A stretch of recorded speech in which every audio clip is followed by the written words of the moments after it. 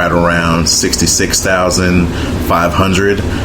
Kobe would be third at 42,000 with some change on the side, followed by Floyd Mayweather at roughly 35 and Dwight Howard at just under 35. So I thought that was very interesting. It is also noted that LeBron James and his quote-unquote team rejected a six-figure offer recently from a group just because they would prefer to get a full endorsement deal that would include social media.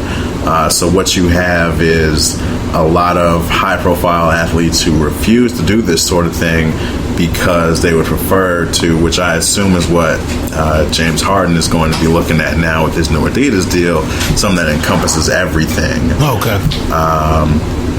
And there was one other thing that I wanted to mention about it.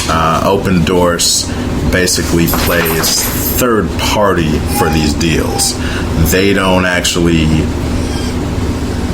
deal with any of the money side of it. They basically, if you're an entrepreneur that wants to promote your product, you go to them and say, this is what I feel my target demographic is, and this is who I want to endorse my product. Okay. And they set up the contract, they negotiate the terms, and then they actually would control the tweet and characters that are put out by that athlete. Hey man, like I said, I try to explain to some people how I feel like my man in Fresh, you familiar with Fresh? Yeah. With the Latino kid that was talking like, that's X-Men is baby. That's baby stuff, Holmes. You need to get with the Punisher. Right. And the same thing here is like Facebook, yeah, it's good for the people that you went to high school with, but blah, blah, blah. But over here in Twitter world, so, hey, salute to LeBron and Maverick Carter. Yeah. And the rest of his team. If you can make that happen, that's a wonderful thing. But while he may be untouchable in that regard, MJ was, if you saw ESPN this week, MJ was holding a camp somewhere this week. As it usually happens, he was approached with who was better between him and LeBron, and MJ at 52 now? Pretty much. Came out and said that he will whip LeBron. So we're going to get into it real quick. This is not a skip and a Stephen A. style debate, because I don't know who G would run with. What's your thoughts on this, man? I'm really sick of this topic, but just to get into our main topic of the bad boys today. Right. What's your thoughts on this faux rivalry? So, first, I just want to go ahead and put out there, I am not a huge LeBron James fan. I think that maybe we touched on that briefly in another pod, but I don't disrespect or take away from any of his abilities, so I do admit that currently he is the best player in the league. Right. So let's get that out the way. Secondly, I would like to reference that when asked who is the better between LeBron and Kobe, MJ has always said Kobe, strictly because of the killer instinct factor and the drive to be the best. So when asked about himself, as said earlier, what's he supposed to say? Like, MJ, he's Michael Jordan. Like, everybody knows what the Jumpman logo looks like. You don't need to ask who it is. That's going on Michigan in a year or two. Right, University of Michigan football. My team, the Maize and Blue, will be supported and endorsed by that Jordan brand. Right. But yeah, I've always had an issue with this because I feel it is very hard to compare players that play two completely different positions and styles of play. And errors. Correct. And errors, right. There's a whole bunch of different rules now. Everybody knows about the hand checking and how much less physical you can be in today's NBA, how scoring is a large factor that's featured, and the game has been tilted that direction. But if we try to nullify all that and take that away, just get to the nitty-gritty of it, I guess it really comes down to what type of game are we playing? Are we literally trying to look at stats, or are we trying to say on any given night who would be a better player? Or are we trying to say in a one-on-one game who would win this game? Because if it just comes down to flat-out scoring, I'd probably say MJ. Just because I feel like he has a better array of scoring at his disposal, a better array of tools. Both of them similarly work from the inside out, slowly develop their mid-range and their three-point game. But Jordan was never one to want to pass the ball. He was very Kobe in that sense. Like he could dish, he would make somebody better, but you had to be trusted. You had to be somebody you felt like he could kick to. And so I think Apollo agrees with that right now, growling at that statement. Like, yeah, I don't dish out the rock. I want to score. So best 10 games one-on-one. Best of 10 one-on-one. And I guess we're saying in their prime, right? In their prime. All things considered, all things equal. I would say MJ, just because I do feel like he's got a better jumper than LeBron. I feel like he's faster. I do think that LeBron could body him and be a more physical presence, but that's the thing that everybody has knocked LeBron on until maybe the past year and a half. He doesn't use that ability to get into the post. He doesn't really back guys down. He's not taking anybody that direction. That's the one place that I feel like he could really beat up MJ. But outside of that, MJ's quicker. Like our last pod, we had talked about LeBron's north-south speed. Right. You know, he doesn't really have the lateral quickness. I think MJ would expose that. Now, MJ's not noted for his crossover, right, but on a slower defender, on a guy that's larger than him, he'd get that first step. And I think that's all he needs. At first, I was going to say 5-5 in the game in a best of 10. I think I may go 6-4. Thank you, Apollo. I think I may go 6-4 with MJ, and I'm coming from this perspective. While MJ wasn't a great three-point shooter, at this point in his career, LeBron has already converted three times as many three-point baskets as Michael Jordan did for his career. That's true. So, and I think to further along those lines, I think LeBron has typically displayed that he can get bored and try new things instead of sticking with what's working, and he can rely on that jump shot more so than what on the three-pointer more so than MJ.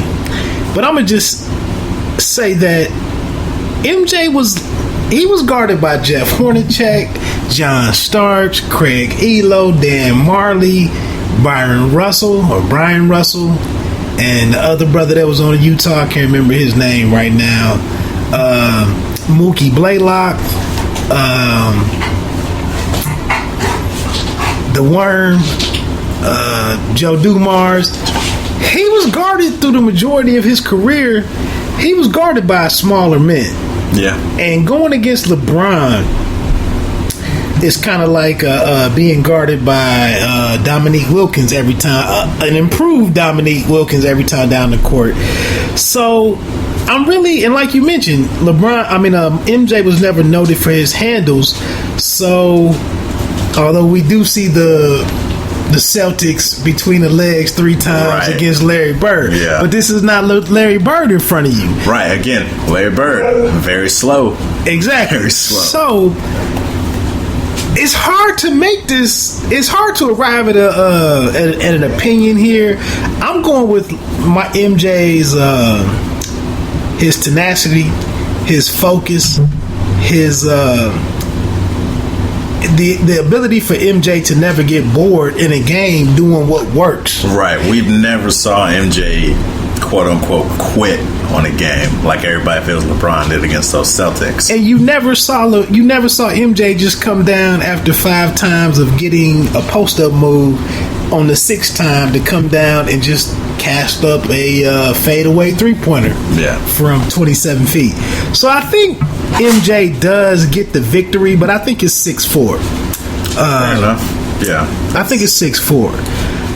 NBA surveys this week, man. It was one story I told you we were going to get into, and we're trying to get to this bad boys discussion here in the next 10 minutes. Yeah, because it's gonna get into that time. Yeah. So this week, some rookie surveys were taken while rookies were taking their pictures for their first basketball cards and whatnot, and we'll do one for the expectations for rookies for the end of the season. But then there was this other survey about rookies and their favorite NBA players, even though they're now in the fraternity. Who are their favorite players? And the interesting thing was that Kevin Durant, who spent the large portion of last season on the bench, they don't call it injury reserve in the NFL. But essentially, injury reserve. It was due to injury for sure. Right. Foot problems. Kevin Durant ended up number one with 21.2%. Kobe Bryant, surprisingly, was in number two at 18.2%. LeBron James came in third at 15.2%. Tied for fourth was Steph Curry and Dwayne Wade, which is kind of an interesting matchup at 9.1%. And then number 6 was James Harden at 6.1%. Any thoughts on that? This is 36 rookies who were surveyed, like I said, for their pictures. Right. And this is the result. Are you shocked that Durant, who missed 70-80% of last year, are you shocked that he came in number one versus maybe I'm highly shocked that Westbrook's not on this list. I'm not going to say that I'm shocked. If anything, I think that it's validation or accredited success to Kobe, because I think that this rookie class, I think that in their adolescence, Kobe was the guy. I think that they grew up watching him, like they know the 81-point game. And so it's not surprising, though, to them. I mean, I don't want to say that Kobe's their MJ, but he's the marquee guy until LeBron. Let me trip you up, though. You think LeBron might get... do you think that Kobe might get a one-up on LeBron in this regard because of the fact that Kobe participated in a dunk contest one time in his career? Or was it two? I think it was once. He did one. That's always going to be an area for me, is that LeBron never participated in the dunk contest. Yeah, I mean, I agree. I'll always knock LeBron for that, but at the same time, I'm so disenchanted with the dunk contest as a whole now. I don't necessarily. While I would, if as a competitor, as somebody that's trying to build a brand and create a namesake, I would do it personally, and I feel that it would be good for your brand.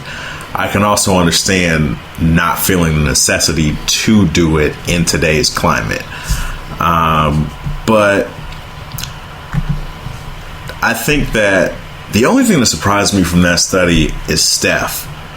Like, I don't think that Steph has, A, been around long enough, or B, been big enough, popular enough to net that response this quickly.